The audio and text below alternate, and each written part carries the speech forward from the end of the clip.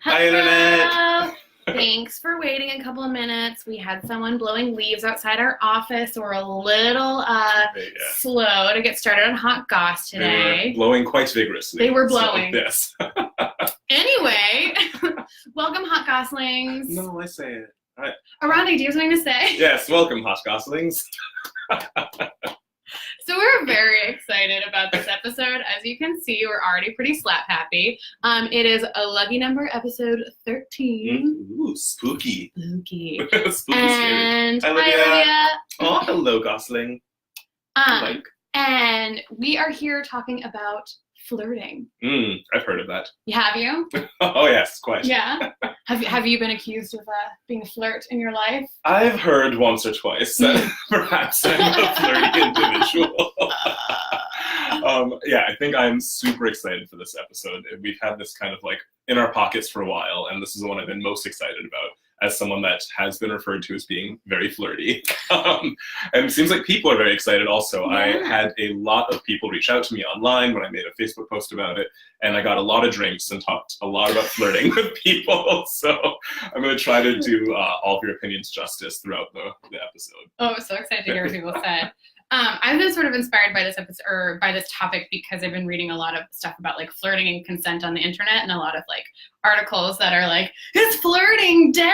Oh no, now that we have to ask, can we not flirt anymore? And like I have a lot of clear opinions about that, but I sort of wanted to like inspect that question and like think about flirting and think about consent and where they intersect or where they don't. So I think a great place to start the conversation is asking your opinion. Oronde, are you for or against flirting? Great question. I like it. End thought. Flirting, it's good. Done. Yeah, no, so I like flirting. I think that flirting has some potential benefits, right? I think that it can just be fun. I think that it can demonstrate interest. I think that it can be a confidence boost. I think that it can keep the fun and like flirtiness alive in your relationship. Yeah. I think all that being said, it can demonstrate interest, which is good. I think all that being said, it's really important to know there's like a time and place for flirting. That like flirting might not always be welcome, and that's I guess something that we'll get into a little bit later. But yeah, I feel like with everything we talk about on this episode, it's always like yes, asterisk, which we're gonna put on a shirt. Official slogan. And so something that I've been struggling with is how to define flirting. And in your conversations, did you like get a definition? So no, we did not. So what seemed to come up a lot for people that seems to make sense and resonate with me is that there's a difference between being flirty and flirting. Okay. Right? And so some actions might be kind of flirty, but are not necessarily flirting. I think that what it seemed like everyone had in common was that if somebody were trying to flirt with them, right? Like if an interaction was going on and they didn't like it, they didn't feel into it, they would describe it as like, so-and-so's trying to flirt with me, or they're hitting on me, or they're being flirty, but I wasn't into it. So it feels like intention on both sides plays into it. Okay. That like the initiator has to kind of go into it with the intention of being like of flirting. And the person receiving it has to kind of feel like they're either want to flirt or at very least are receiving it well. Can you talk a little bit more about like intention and what intention is when it comes to flirting? Yeah, and so I think it's when we initially think about it, intention and expectation feel really related, but they're actually pretty different. So I think that like if you and I are in an interaction and we're flirting, I think the intention could be any number of things, right? Like I could be trying to gauge your interest. I could be just like trying to have fun. Like I might want to do sex, all these things. But something like that leads into an expectation, right? And so I think that flirting can become a little bit more uncomfortable and a little murkier once we're getting into expectations. It can be really dangerous and really harmful to expect sex from a situation, right? Like no one ever owes you a thing. And so I think, that's the difference there. So what you're saying is there's sort of like, I could like be like doing some flirty language or like brushing someone's hand, and like those intentions are like the same. It's like I am flirting, but it's when it's like I'm brushing someone's hand because like I want to go home with them, that like is setting up an expectation that like isn't necessarily gauging the interest of the other person. Well, I think that's a really fascinating point. It's because like any action like in the right context, like with the right people, like it could be flirting. And so like thinking about myself, that there's times that the way I interact with people is just like it comes off as flirty. And there's times I like want to be flirting with someone, and like those actions that I'm doing are not at all any different. It's just that in my mind I'm like, now I'm flirting. I hope you read this as such. I think that's like, because the flip side is like that thing you hear a lot where it's like, oh, they were flirting with me, why didn't they give me their number, or like why aren't they being nice to me anymore, why don't they want to go on a date, they're always flirting. And so there's like this like part of us that needs to like separate the like act of flirting from like the next what's step. the end result. Yeah, that's really interesting. Which sort of brings me to my next question, which is, so then how do you flirt with consent in mind, or consensually? Yeah, and so that's the question, right? And I think that it's really there's a couple of different ways of approaching it, I suppose. There's one that is like the obvious way, that is like what I as a person would say, and what speaking about it says, is that just ask, right? That like that it's always an option to just ask a person like, hey, like, are you into this, right? And so I think that we as a society, we think that it sounds really, really awkward to have that conversation about like, oh, is it okay to flirt with you? And it's only as awkward as you make it, right? But like there's been times that I'm at a bar, right? And I like say a thing and it's like a double entendre. And I'm like, oh, wow, I'm being super flirty tonight. I'm so sorry. Like, is that okay? And like, and if the person's into it, then like we continue to flirt. And if not, then I have like a clear, I've given them an out, which I think is important. When I talk to a lot of folks, they seem to think that part of the fun of flirting is a little bit of the mystery of like not necessarily knowing and figuring it out and piecing it together. And if you subscribe to that, I think that like that's also fine. But I think it's always important to be aware of people's cues, or like nonverbal and verbal cues, their body cues, all that. But it's even more critical to do so, right? And so if you're flirting with someone and they're giving you like one-word responses, and they're like, are you like trying to touch their hand and they move away? Like, it's like they're obviously not into it, and like it needs to end then and there, or you need to like explicitly ask like, hey, what's going on? So I like that. It reminds me, I was listening to this podcast in preparation for this episode where they had an interview about like flirting with folks who were expert in kink and BDSM. Oh, fun. We've like brought this up before, but like folks who are like doing kink well in the kink community tend to have like really high standards of consent. And I was like, it seems like a leap to like talk about flirting and then talk about kink. But like the connection that they made was that like when you're flirting, just like when you're engaging in like a kinky activity, like you need to move forward with like a way out.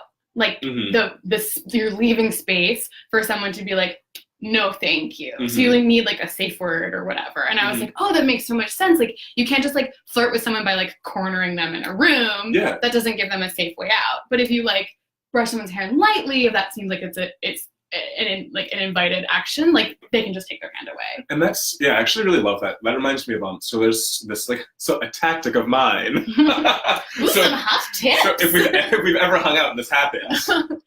I was flirting. So frequently, because like I know that like frequently as I flirt, I just like I'm pulled into this person, so I like begin to move closer, and then realize like, oh, this might be physically uncomfortable, right? So say we're like at a bar and our legs touch. I'll become aware of that and then be like, oh shit, I need to move my leg away, right?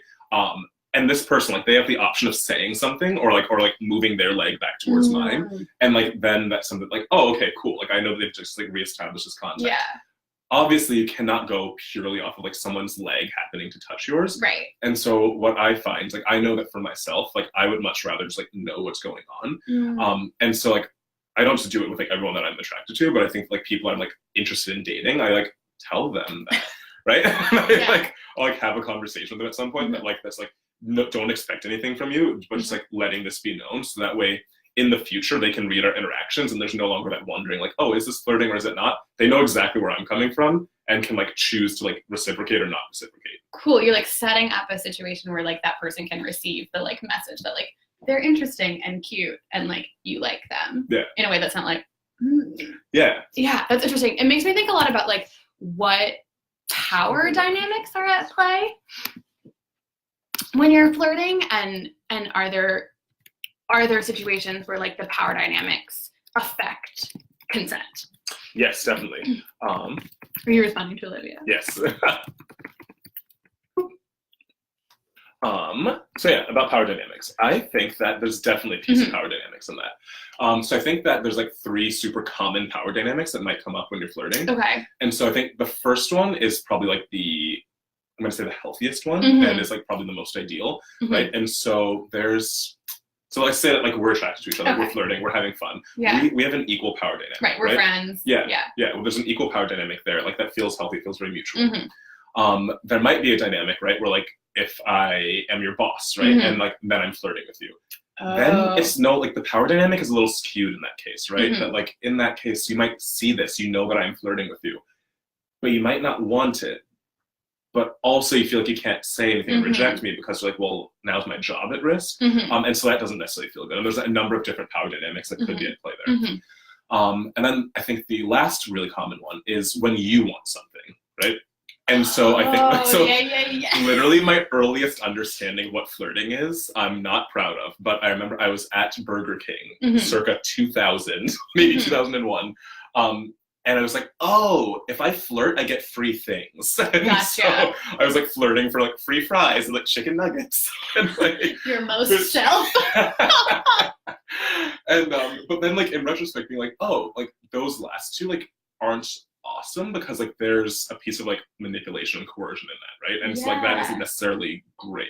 Well, and I guess the flip side is like, I think of like as somebody who used to look a little more traditionally feminine, like if I'm flirting for something that I want, like, yes, I'm empowered by like the fact that I'm getting what I want using the resources at my fingertips, but like that also exists within this kind of icky power dynamic that is like the only power that I have is like my power as being like a pretty girl. Mhm. And then like that sort of feeds itself into that like almost dangerous situation where it's like, well, there's the risk that like that person that I'm flirting with because I like want to get through TSA quicker, like could react and like ask for what I'm promising but not really promising to give them by flirting. And it's like, what? Which is fascinating because there's this like oftentimes this unspoken social contract that happens when you're flirting where you both have to kind of want roughly the same thing, right? And so like in those moments that's definitely happened to me where it's like, oh, I'm flirting, we're having fun, and then someone's like, oh, do you want to go home? And I'm like, ugh, what? No, I just want fries. Yeah, and so it's interesting. I think that like there's one of the things that came up in our discussions was this really interesting point between flirting with someone and hitting on them, right? That like you're flirting with someone, there's a mutuality to it. Like we're in this together, we're on the same page, we're a team. Where someone's hitting on you, it's just happening at you, like whether or not you wanted, whether or not that's something you like were hoping for. And so they're two very different things. Just want to make sure that I jump back into this.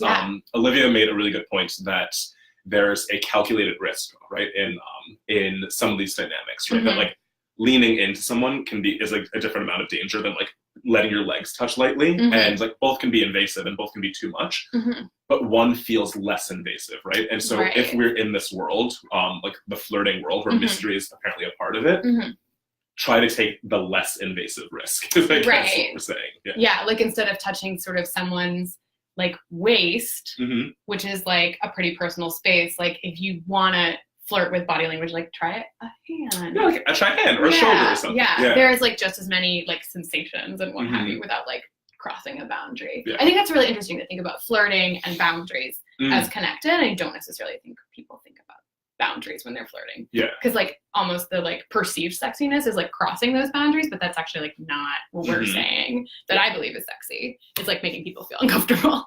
And so switching gears a little bit in talking about like flirting and power dynamics, I want to think about seduction. Ooh, seduction. Everyone just look up at your leisure the definition of seduction. It is not fun. There's like, inherently there's like a lot of like subterfuge and manipulation and like kind of just like dishonesty inherent in seduction. Like the example they gave in, I think it was one of the dictionaries, I shouldn't put any dictionaries on blast. Screw you, Webster! In one of the dictionaries was Satan like seducing Adam and Eve into eating the apple. Oh my God. Yeah, there's like a lot of like darkness inherent in seduction. And like I think when people are frequently using the term, they're like, oh, I want to be seduced. What they mean is they're like saying like, I want someone to know what I want and like provide it to me, which makes sense, right? We want someone to like to understand us and to give us the things that we want. But it also sets up a really unhealthy dynamic, right? Where like, because whenever we see it in movies and media, it's someone convincing the other person that they want them.